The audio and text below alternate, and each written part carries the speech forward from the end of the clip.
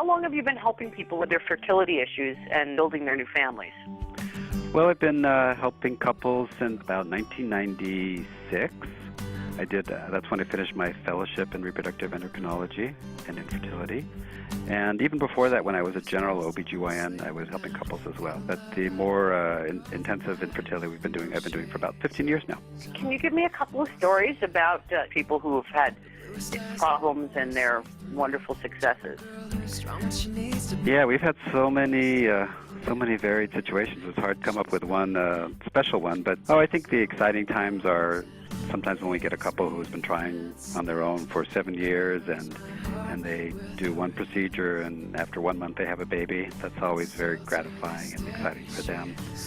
We've had couples where the prognosis was extremely poor, where the ovaries were not very healthy and not too many eggs were being made, and we just squeezed by with just one little egg, and it came through, and the couple gets pregnant. That's always happy. I think what I enjoy really the most is seeing the couples after a year when they come back with their babies. That's probably the most gratifying part of our practice.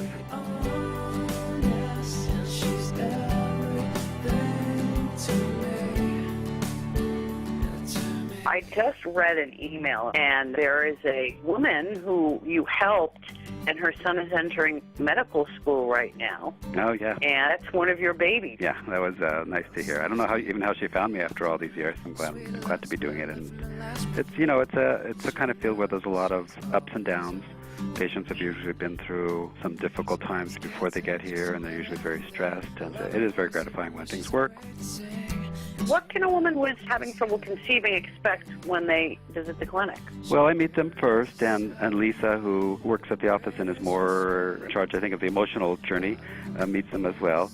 And we spend about an hour together going over their previous history and trying to find any issues that we can work on most directly. And we go through their previous fertility experience as well. And then at the end of that hour, we try and come up with a plan based on the information we have, first diagnosis and ultimately treatment.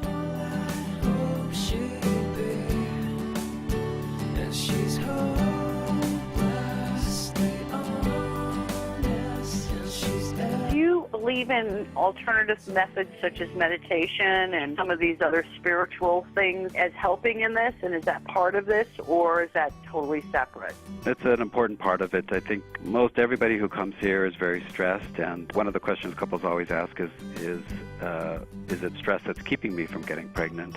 And I don't think it will absolutely prevent pregnancy because we seem to overcome it. Nevertheless, stress reduction and healthy diet and a positive attitude, I think, are very important. So most of our patients will actually go and use acupuncture in conjunction with the treatment that we give.